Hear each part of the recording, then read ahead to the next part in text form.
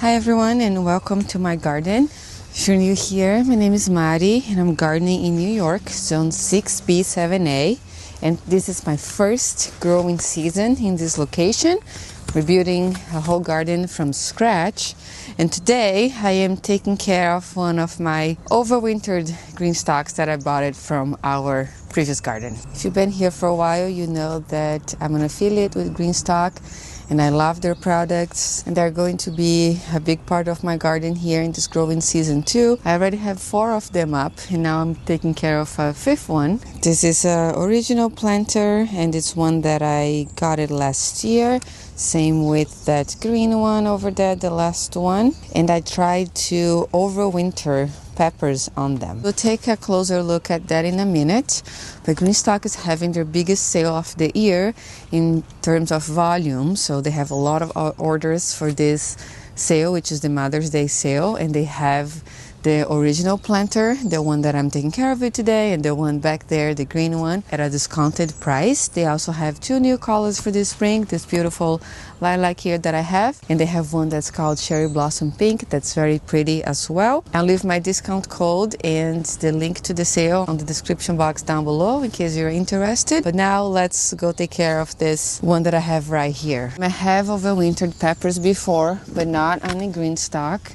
And we had a bit of a more unusual situation this year since we were moving, so I didn't care for them as much as I did in the past. But we did have some degree of success in here. You can see some green growing, and this was just neglected in my grow room, so I'm kind of surprised that a few of these peppers here made it. I can put a picture of how this GreenStalk looked last year. It was beautiful. I had also some marigolds and some dwarf tomatoes in there that got still too big, so I'm not doing tomatoes on it this year. But the biggest thing to see here is the sinkage on the soil. So I had this filled all the way up to the top by the beginning of the season last year, and since I have not watered this planter, there's no really life in there, I think, to keep things going, so it just shrunk.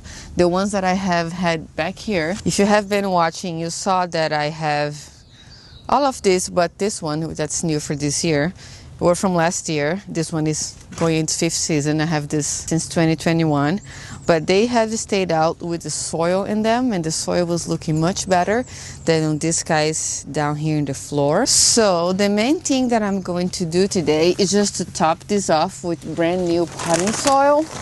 I usually add compost, but this is so low that I want to make sure I have a nice layer of potting soil here first, and then I will plant my pepper seedlings that I have started in case these guys didn't make it. I have 4 peppers that made it, which is good. We can have an early harvest from them already, but I have a lot more that I started inside. They are in my seedling grow room right now, which is quite empty because I have lots of my other cold hardy seedlings acclimating outside. Over there I only have tomatoes and peppers and a few other things right now. I potted them into the nice big GreenStalk trays, which is great because they can hang in there until the weather warms up a bit, because even though it's still May, today is May 1st, I am still afraid that we might have a late frost, and I really don't want to put them out. These peppers here, I have a feeling they could handle a bit better because they're big and established, and I'm going to keep watering them well. Also, we're going to have, after tomorrow, 10 days of rain in our forecast.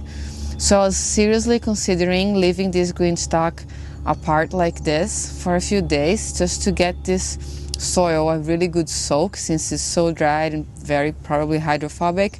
I did water yesterday once I took this out, and the water started running straight to the bottom, which is a sign that it's hydrophobic. It doesn't look too bad on the top right now, but to make sure it's going to be successful this year, I'd rather kind of let it, sort of regulate itself again, if that makes sense. But for that, we're gonna also add some potting soil. This is a really good potting soil. That's the one I've used for a long time. It's a little bit pricey, but it contains mycorrhizae and humic acid and some good microorganisms in them, so there's some life in this soil, which is good, and that's what I want to add back in here. You could also do that with compost to add some biology to your soil. I'm going to use this because also I have brand new raised beds that I have to set up, and I want to use the compost that we got in bulk to use on them. But this is also just to show that that's okay to be flexible. If you don't have access to compost, you can use this. And also you can always add compost a little bit later in the season. Okay, so the plan is, I got a bit sidetracked. I'm going to top this off with this. That's probably 2 inches. I'm going to let it be here in the rain to get nice and well soaked. And if you're new to the channel, I've got a lot of new subscribers this spring, so welcome. I'm very happy to have you here. If you have any questions about the GreenStalk or my garden in the previous season, please let me know in the comment section down below. The soil looks really good. Let me actually show you guys. Sometimes when you open a bag of soil, it can be very dry too, but look how nice this one looks. It looks like it still gets some moisture. I mean, it's not wet, but it's also not bone dry, which is great. So I'm happy that it's looking like this before we put it in our GreenStalk. Also, if you can comment where are you from, I'd love to hear that in the comments below too. Here now I'm just going to add the spotting soil. I'm going to do the same thing with all of them, so just very simple, topping it off. With the rain and everything, all of the life in here will travel down to the soil too with the watering. Just going to repeat the same thing and top off all of the steers over here.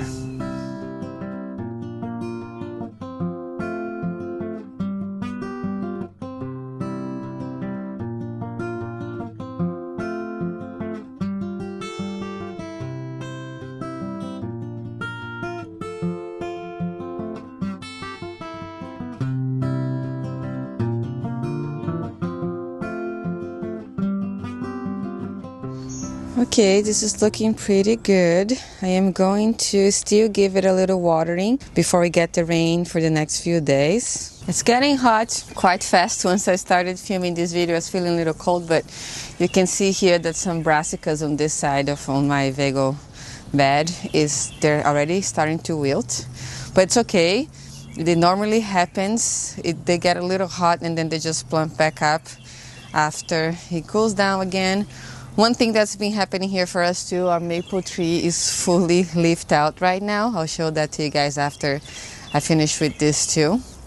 And it's going to give some shade here in the afternoon, which would be great for them. They've been doing this, getting a little bit droopy, and then once they get shaded, they just go back to life. So they're doing pretty good. They're getting good sun in here. I have to be better at rotating my GreenStalks on this side. This guy here, you see in the back, he gets shade because the sun's coming that way. So it's good to remember to give a quarter turn every day. I'm not always so good at that, but I'm trying to be better this year. So let's just do it right now. Do a quarter turn on all of them. This one I'm going to do it this way so you guys can see some pretty flowers. Oh, look what I just realized. I forgot about those. We have some peppers here that I bought at the Hudson Valley Seed Company. They're selling seedlings now, and I live just an hour away from them. They're here in New York, so I'm gonna plant them. Let's get them planted. They've been out here for a long time, so they are nicely acclimated, and they probably need more space than to be in this little pot, so we're gonna plant them out too. But before that, let me just show you what have survived here. This is a Puma pepper. I know because the stem is purple and she will have beautiful purple leaves. It's starting to get purple here already. Once she starts getting a little bigger, this guy is a trooper. I'm very impressed how it did over winter. I did overwinter some Puma peppers before and they did fine, so maybe it's a variety thing too. Those two are really great. Nothing on this one survived because also there's the other one there, you can see nothing survived. These guys were in the bottom and I had this by my grow lights. So even though they didn't have water, I think having the lights have helped the ones, because I think all the ones that are good were the side facing the grow lights. I did not rotate the planter inside. And then here I have it, some of them labeled, which is good. This one is a pimenta de cheiro. It's a Brazilian pepper. I'm Brazilian. And this is a fragrant pepper in Brazil that we use for cooking when it's still green, but it does turn kind of orange like a habanero. But it's more like a habanada actually. It's more of a sweet, mild pepper, but it has incredible floral flavor. So we love cooking with this in my region in the northeast of Brazil. And then up there we have a Scotch bonnet that I also made it. This one I believe I got seed from GreenStalk for free in one of my previous orders. Oops, I can see that one branch have broken there. It's fine, you can take that off, but there's lots of new growth. And this one's a great variety because it's a dwarf variety, and you can see how more compacted this plant looks. So it's growing kind of like bushy, and that's a good thing. Those are very good for growing in planters and containers like that. And this one here, I believe is not labeled because I thought she was not going to make it. I cut it all the way down to here, and she's just sending some new shoots. So, you know, we'll see what happens. But we have 4 overwintered peppers that hopefully were going to give us a harvest sooner this year than the other ones. And the ones I'm going to plant today, let's see, this is a bridged Paris, I'm so sorry, organic pepper. Don't remember how this one looks like. I'm gonna look it up and pop it on the screen. It looked or sounded interesting for something. I don't remember. And then this is a Jimmy Nardello, which is a very famous cooking pepper. So I wanted to try this out too. This one is a lemon spice jalapeno. It's a yellow jalapeno. So I'm excited to see how this is going to turn out too. I did have jalapeno growing here last year, so that could be a jalapeno. I don't know. We'll see. Oh, also we have some parsley that overwintered. Self-seeded. These are little seeds. They sprouted, and then they just, before I put them in, they stretched because they were struggling. And we'll see if they'll make it or not. Okay, and since there are 3 tiers with peppers that have made it, and we do have a groundhog problem here, I'm going to just put these peppers together with the ones that have made it and leave the bottom tiers open, and I'll probably plant some things that they don't like to eat there because I don't want to lose my peppers. This is the jalapeno.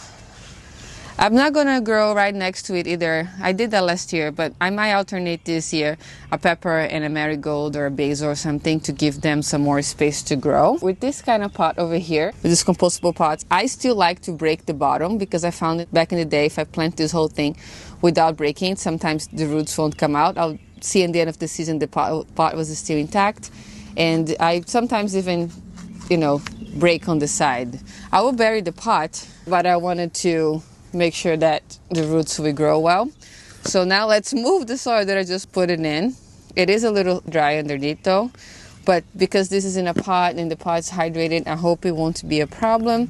I do want to get it planted. It feels satisfying to get things done. Oh, you know what I'm going to do? I'm going to water the whole. That's a good trick.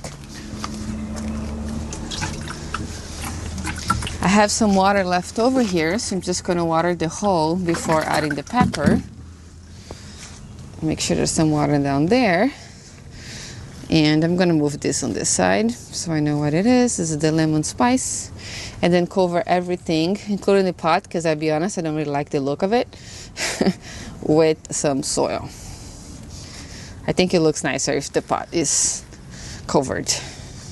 And I have some roots from the peppers last year, and this is good. They will just decompose and add organic matter to the soil, so I'm not gonna take them out, just gonna put them around here. But I pulled it out so it could have more space to plant. This was the jalapeno, bridge to Paris. I'm gonna put it in here, and this Jimmy Nardello, I'm gonna put it in here.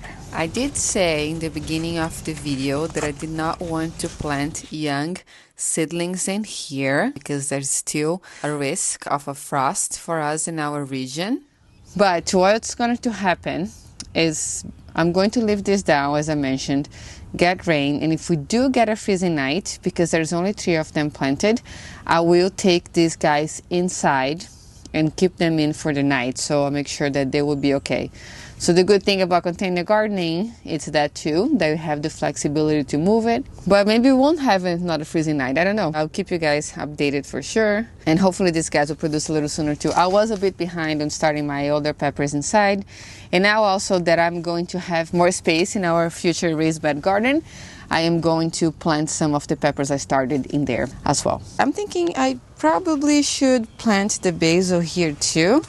I've got a couple basils and a couple of these purple ones.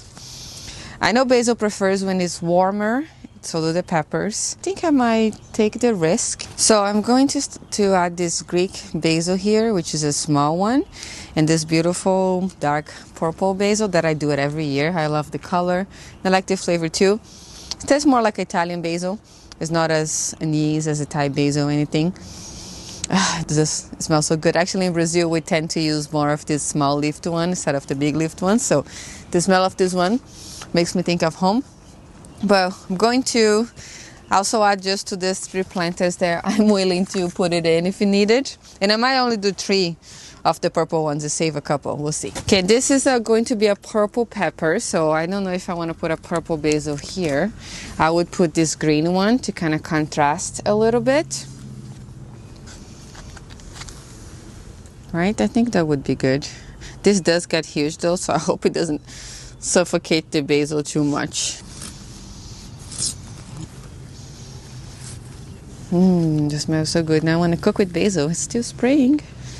A little early, but gosh, it smells amazing. Then I'm going to do a purple one here. I'm second guessing myself because I am afraid of losing them. But there's 2. I'm going to separate these guys. But I guess it's also good to do a test. I love experimenting. So this will look nice in between them. So pretty, this little purple guy. And I'm going to put this other one here. And that's it. I don't want to risk too much. A good thing there was a couple in the same cell. I still have all of this in case I have to replant them. So we're good. Little orange would be nice too. I started my marigolds too early and they didn't do very good because I didn't pot them on time. So I had to start a second batch. But as soon as I have some marigolds, the same ones I planted here last year, I want to interplant them in between too. And I still got to decide what I'm going to do on the bottom 2 tiers so the groundhog doesn't get it. Okay, and because we decided to plant it last minute, I changed my mind in the video. I am going to add this organic Neptune's Harvest fish and seaweed fertilizer to give a little boost to the soil too. And I'm going to add this just to the planted tiers. Not too much, I just pour a little bit in there, but and these plants are nice and big, they won't get burned by the fertilizer. And it's also, this is an organic fertilizer, which is hard to harm you. It's harder to harm your plants with it. So just get it nice and well watered. This is the one that I forgot to water the pocket. Look, this tier is almost all planted. That's nice.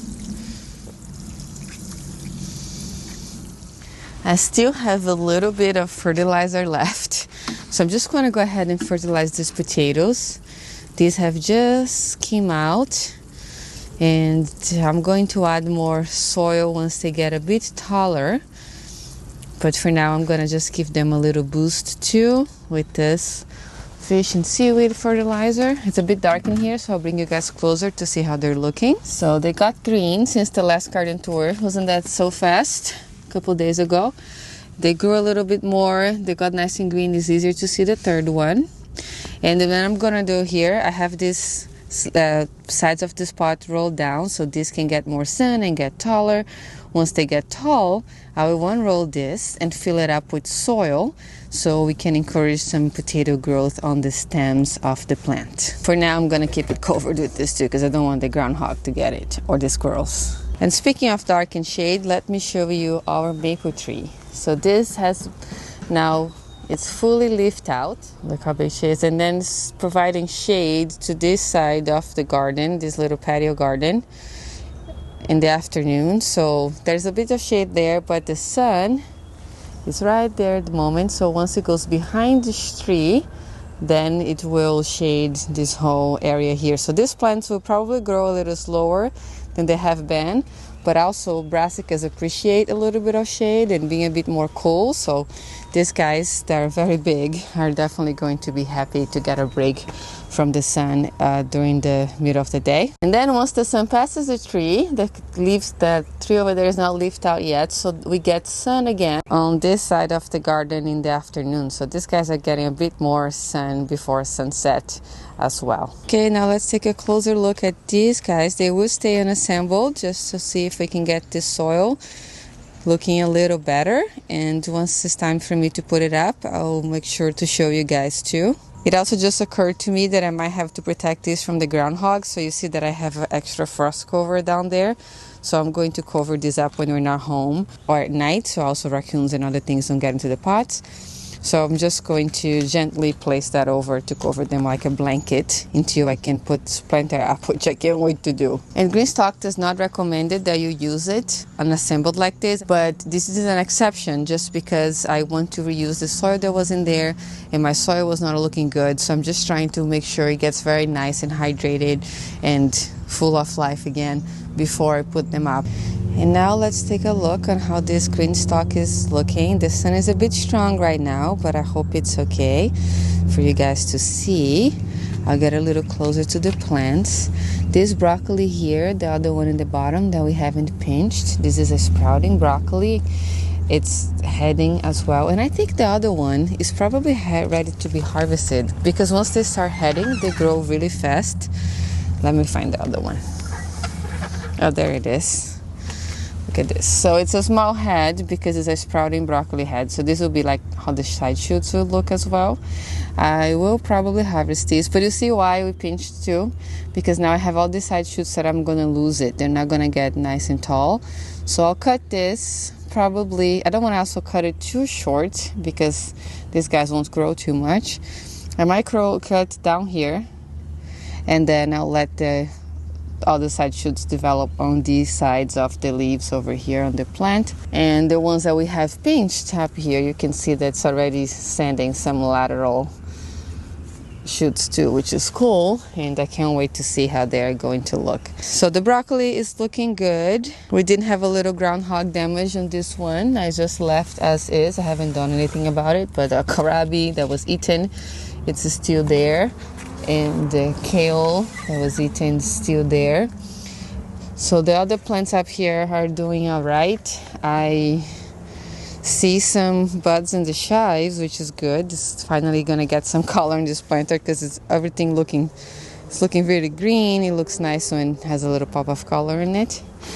Oh my gosh, I just noticed I have a little strawberry. Look at that, forming. I've been leaving this covered to protect from the groundhogs and pests, but once you have flowering things like the strawberries, they need to be open a bit to be pollinated. So I do open them in the morning before I leave to work, and that's why the groundhog got there, because I was not home, but it is what it is. We do what we can, because I really want strawberries, so we had to sacrifice some brassicas. But now we have a little baby that hopefully we'll be able to enjoy soon. There are lots of more flowers that are opening, and we haven't really done anything in the garden there, but we have got some of the bird netting that we're going to add as a second layer, some more wire to finish this wire here to finish this part over here that's missing, and we're going to try to make a little gate just out of the wire for now, just so we can get things planted in there. And I've got the other two Vego garden beds inside too, so we have to assemble those. And that will be it for this video today. I want to thank everyone that has commented on my previous video. I love reading all of your comments and hearing from you guys. Some of you guys have been commenting on almost every video, and I really truly appreciate you. But lots of you say that you want to see what I'm going to do with the shijimi side that I just harvested from that planter over there. So I have them all washed and ready to go, and I plan to film a cooking video for you guys too, showing how I use it. I did use a bit of it for dinner last night, but I still have a lot left over, so I can show you guys how I cook it. And it's very versatile. You can do many things with those greens. If you want to get a planter for the Mother's Day sale for yourself, to gift to your mom or your sister or a loved one in your life, let me know what color you'll get it. I'm very curious to see what you guys like. I love my green ones on the original, but I really love that lilac one from this limited editions color this year. You can see how much it pops in my garden because everything else is green. I wish I would get another one in purple, but I have so many to manage already. I have these 4 plus this 5th one that we just planted over there with the peppers and the basil, and I have a 6th one that GreenStalk gifted me in the winter, the raspberry color, which is not available anymore. It was a limited edition color, that you guys chose. There was a vote to see what color they should put, and that needs to be assembled. That one's the original as well. I'm considering putting it right there on that garden so it's protected from the groundhogs, and also just add some color because I do like the visual interest that it adds. So let me know what you guys think, if I should put my raspberry right over there in that corner. And if you want to see anything specifically that you want to learn planted on it, let me know as well. Thank you so much for watching today. I hope you're having a wonderful day, and I'll see you next time.